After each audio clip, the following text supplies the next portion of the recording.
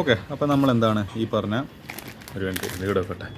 നമ്മൾ ഈ പറഞ്ഞ എന്താ കെമിക്കൽ ബോണ്ടിങ്ങിൻ്റെ ഈ പറഞ്ഞ പാർട്ട് 4 മിക്കവാറും ഞാൻ നാളത്തേക്ക് പാടുന്ന തീർക്കും. അതിൻ്റെ ഭാഗമായിട്ട് 7 ക്വസ്റ്റ്യൻസ് ടോട്ടൽ ബാക്കിയുള്ളത് ഇന്നൊരു 3 ക്വസ്റ്റ്യൻസ് ആയിട്ട് നമുക്ക് ഡിസ്കസ് ചെയ്യാൻ നോക്കാം. 2-3 ക്വസ്റ്റ്യൻസ് ആയിട്ടോ. അപ്പോൾ ഈ ഒരു question which of the following of NH3 and NF3 have higher dipole moment and why? ഇതിൽ ഏതിലാണ് ഡൈപോൾ മൊമെൻറ്റ് ജാസ്തി ആയിട്ടുള്ളത് നോക്കാം. NH3-ലായിരിക്കും ജാസ്തി ഡൈപോൾ മൊമെൻറ്റ് ഉണ്ടോ NF3-നെക്കാട്ടും. Although both molecules are pyramidal in shape. ഇതിൻ്റെ ഷേപ്പ് രണ്ടും സെയിം ആണ്. പക്ഷേ എന്നിരുന്നാൽ പോലും ഒന്നാമത്തെ കോമ്പൗണ്ടിലാണ് ഇത് കാണിക്കുക, ഈ പറഞ്ഞ നമ്മളെ ഡൈപോൾ മൊമെൻറ്റ് ജാസ്തി കാണിക്കുക.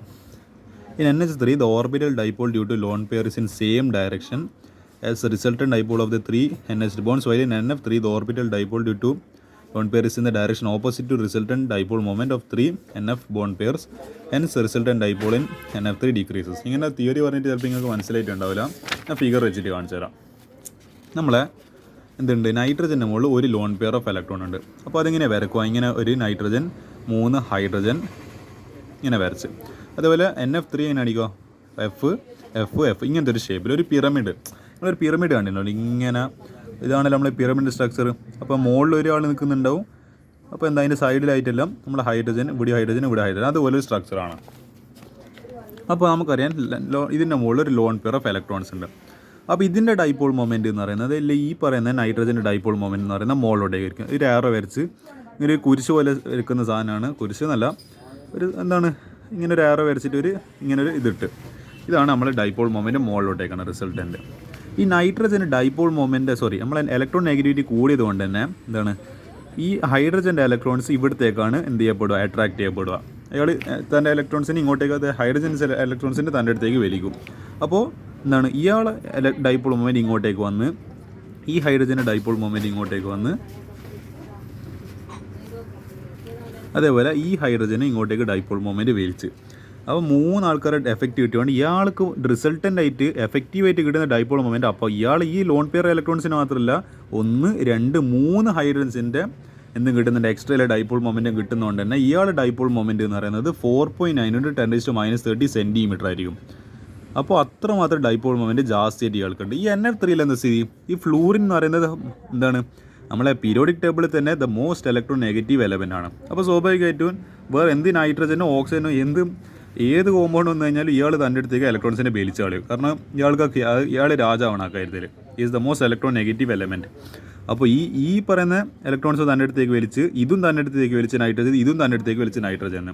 അപ്പോൾ ഇവിടെ പാവം നമ്മളെ നൈട്രജൻ ആകെ എന്തേ ഇല്ലു ഈ ലോൺ പെയർ കാരണമില്ല നമ്മൾ ഈ പറഞ്ഞ എന്തിനും പറയാം, ഈ ഡൈപോൾ മൊമെൻറ്റ് മാത്രമേ ഉള്ളൂ. ബാക്കിയെല്ലാം നമ്മളെ ഫ്ലൂറിന് അടിച്ചു കൊണ്ടുപോയി.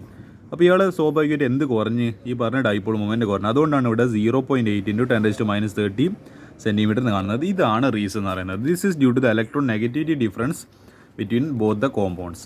ഇവിടെ ഇലക്ട്രോൺ നെഗറ്റീവ് ആയിട്ടുള്ളത് നൈട്രജനാണ്. അപ്പോൾ ഇയാൾ 3 പേരെ കോമ്പൗണ്ട് എഫക്റ്റ് ഇയാൾക്ക് കിട്ടും. പക്ഷേ ഇവിടെ ഫ്ലൂറിന് മോസ്റ്റ് ഇലക്ട്രോൺ നെഗറ്റീവ് ആയതുകൊണ്ട് ഇയാൾ എഫക്റ്റ് അതിനാണ് കയറ്റി കുറഞ്ഞു. കാരണം ഇയാളെല്ലാം തൻ്റെ അടുത്തേക്ക് ഇലക്ട്രോൺസിനെ വലിച്ചു കഴിഞ്ഞാൽ പിന്നെ ഇയാൾക്ക് ഉണ്ടാകുന്ന നൈട്രജനോളം അനുഭവപ്പെടുന്ന ഡൈപോൾ മൊമെൻറ്റ് സ്വാഭാവികമായിട്ട് കുറഞ്ഞു പോകും. This will be the answer.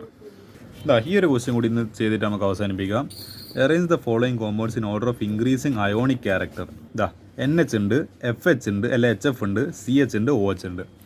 അപ്പോൾ ഇതിൻ്റെ ആൻസർ ഇങ്ങനെ വരിക, greater the electron negativity difference between the bonded items greater is ionic character. ഇപ്പോൾ എന്താണ് HF ആണെങ്കിൽ ഈ ഫ്ലൂറിൻ എന്ത് ഇൻഡക്റ്റീവ് എഫക്റ്റ് പ്രകാരം തൻ്റെ അടുത്തേക്ക് ഇലക്ട്രോൺസിനെ തൻ്റെ അടുത്തേക്ക് വലിക്കും. അപ്പോൾ എന്താ ഇവർ പെട്ടെന്ന് പൊട്ടിയിട്ട് അതാണല്ലോ ഈ H+F- ആയിട്ട് നിൽക്കുന്നത്. അപ്പോൾ അതാണ് ഇപ്പോൾ എന്താണ് NaCl ഒരു അയോണിക് കോമ്പൗണ്ടാണ്.